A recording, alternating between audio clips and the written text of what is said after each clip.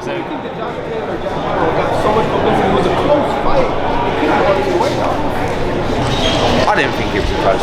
I mean, look, it was 3 rounds to Catterall, something like that. So could it have been a draw? Not really.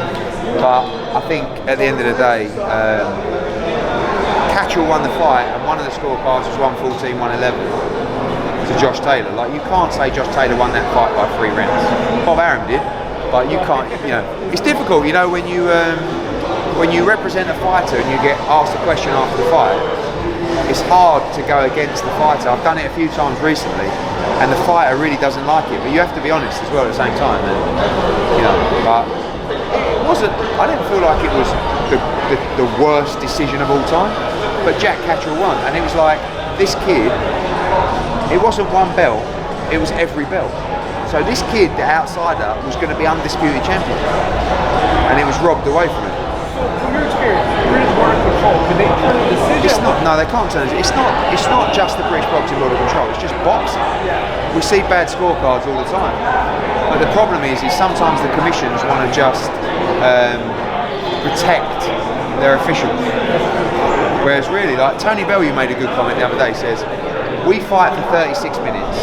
We get our head caved in, and after the fight, you guys want to talk to us and say, why did this happen? Tell me about that. Why? Yet you can't speak to the officials, and they can't justify their decision. And I feel like sometimes the officials should be held accountable and should be made to justify their decision.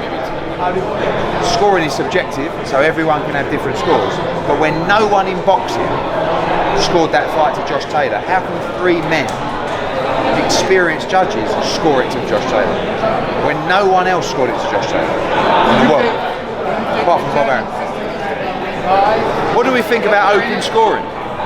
What do we think about open scoring? The WBC do it in a lot of commissions, 4 rounds and 8 rounds. Yeah, but what do you think? I mean, it's quite exciting. You know, you get to 8 or 9 rounds. If it is a bad decision, you imagine with the Taylor-Catterall fight, all of a sudden, after 9 rounds, everyone's going, wow, Catterall's winning this fight by 5 rounds, and they go to open scoring, and he's behind. So then the trainer says, you need to knock him out to win. It's a big change for boxing, that is. I'm not sure. It's a dangerous path to start going down. Is it corruption or incompetence? Incompetence.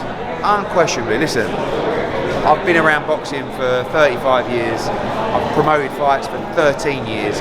There is no corruption in boxing at all with these judges, at all. Now, do they have a preconceived opinion of something? Maybe.